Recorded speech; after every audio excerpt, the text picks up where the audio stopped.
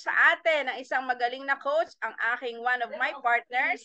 So, 5 healthy ways to eat carbs. Ito na po siya na magpapakilala sa kanyang sarili. Ang masipag naming coach, Coach Angelica Panganiban. Good morning, Coach! Hi, good morning po sa ating lahat. Yan, maulan po dito sa Batangas, pero diretso po ang ating pag-share. So this is Coach Angelica Panganiban po, no?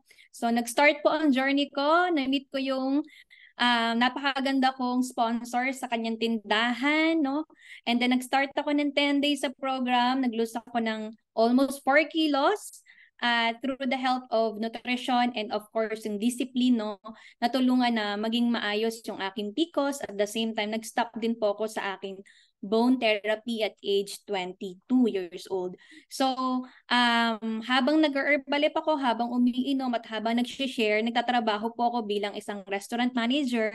At yes, sa totoong buhay, no, 5 years ko na pong tinatrabaho ang Herbalife bilang isang seryosong hanap buhay, no? So ngayon magta-27 years old na po ako at talagang ibinabahagi ko po sa buong mundo ano ang kahalagahan ng nutrition. So ngayon i-share ko po sa inyo, no, when you are in a 50% discount member ng Herbalife, one business but with 4 areas of income. Yun lang po. So you can ask your coach how to become part of this community. Okay? So ngayon ang topic ko po ay about yan. Ayan. So 5 of the healthiest way to eat carbohydrates. No? So lagi po natin naririnig yung carbohydrates. So ito po ay isa sa mga articles ni Dr. Dana Ryan. Siya po yung ating expert pagdating sa sports nutrition. Siya din po yung director ng sports performance and nutrition ng Herbalife Nutrition. Okay? So ang carbohydrates, again, isa siya sa 3 main macronutrients na kailangan or matatagpuan sa isang pagkain, gayon din sa mga inumin. Okay? So, usually, pag sinabing carbohydrates, nagkakaroon ng bad reputation. No? Pag sinabing carbs, kailangan nilang umiwas. Most of the people, lalo na ako nung nag-start ako sa Herbalife, akala ko ang carbs is enemy. But because of the coaches, no, naintindihan ko at na-influensyahan ako na everything pala is all about getting healthy, balanced diet. And part of healthy, balanced diet is kasama po ang carbohydrates.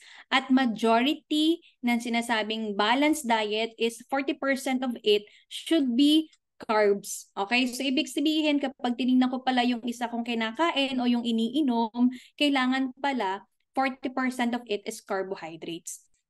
So, madali lang naman, no? Kailangan lang natin maunawaan na bakit ba mahalaga ang carbohydrates, since this is ang primary function ng carbohydrates is makapag-provide ng energy sa katawan ng tao. Okay? So, kung wala pong carbohydrates, ang isang food, ang isang drinks, no?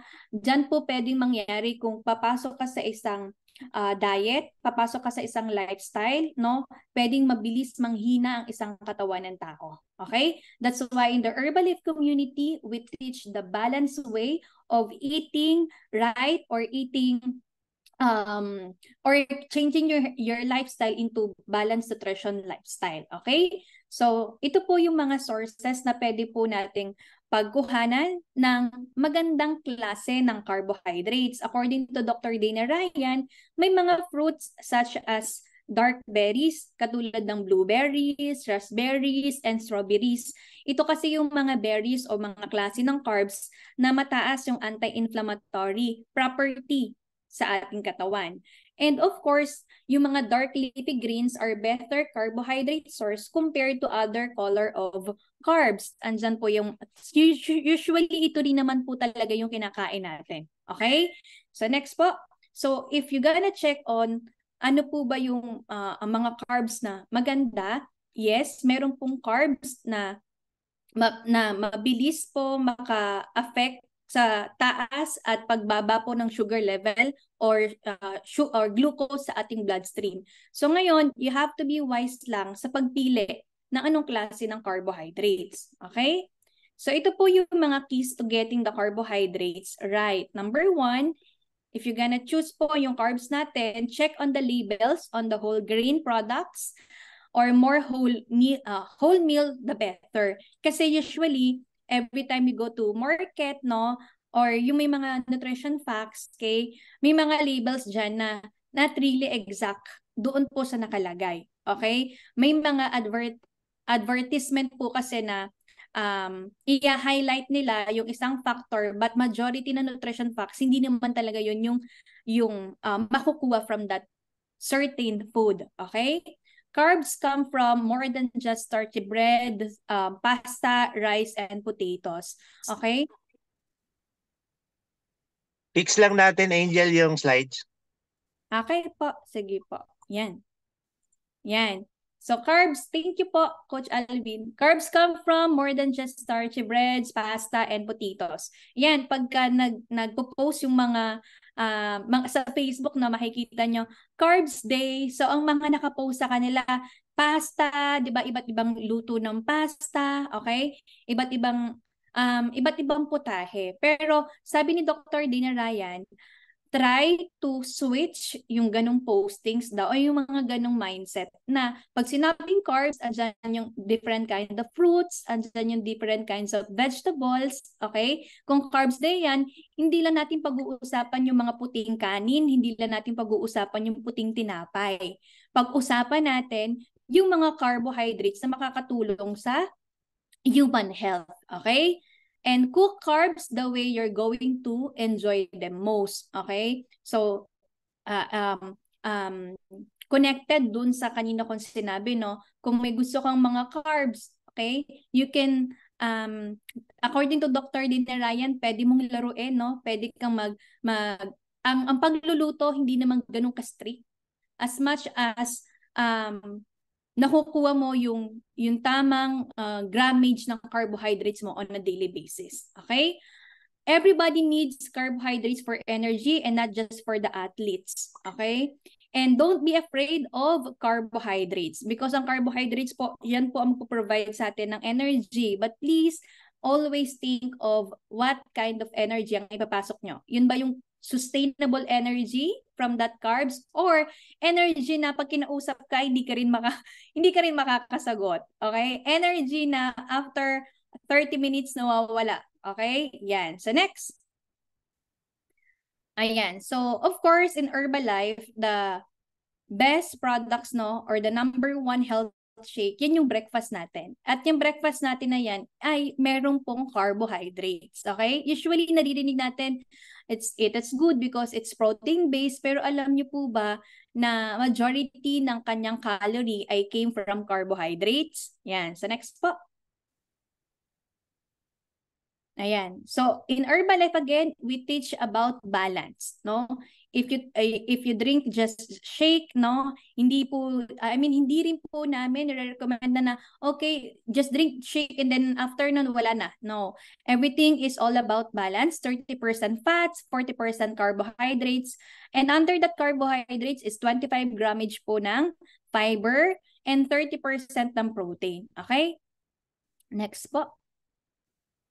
Ayan. So these are some of the nutrients or carbohydrates, no, na mapatatagpuan nyo po sa isang serving po ng shake. Okay? So nakalagay po doon sa nutrition facts natin na ang shake natin contains 11 grams ng healthy carbohydrates. Narinig nyo po yung healthy. Okay? Again, may iba't ibang klase, may iba't ibang pwedeng pagmula ng carbs. That is 44 calories. Kung 90 calories ang canister of shake, 44 calories po noon is galing sa carbohydrates. Sa malinis at ma-healthy na carbohydrates. Ayan. So, hindi po ito yung ingredients na inilagay sa shake nyo, pero these are some of vitamins and minerals na makukuha nyo from shake, from the one single serving ng shake. Okay? Next po. Ayan. So, according to Dr. Dina Ryan, no, part ng carbohydrates, yung mga fiber intake natin. So, kung kayo po ay, let's say, hindi makain ng gulay, no? Or gusto nyo ma-meet pa rin yung tamang amount of vegetable intake, okay? Para naman at least sa inyong maghapon ay na-provide nyo ng total need ng inyong body. So we have insoluble and soluble fiber. So we have fiber and herbs and fiber bond. Okay? The fiber and herbs can help you feel full. At the same time, it can help you din sa any weight management mo. Okay? So ito po ay favorite ng buong family ko, no? Since sila po ay mga at age 35 pa lang, diabetic na. Okay? So nakatulong po itong fiber and herbs since nakaka-help siya mag-slow down ng absorption of sugar from bloodstream. And also sa fiber band naman, no, kung ikaw ay hindi rin makain ng gulay pero makain ka naman ng madaming karne or fatty food, it can help po, no, na maging mas maayos yung iyong lifestyle. Okay? So next po. Okay, so that's all lang po from our topic this morning. Very simple lang naman. All we need to do is to understand that carbohydrate is not enemy, and we can actually find different sources of carbohydrates and be wise on choosing carbs intake. Yan. So that's all. Thank you po. Back to you, Mother Jen.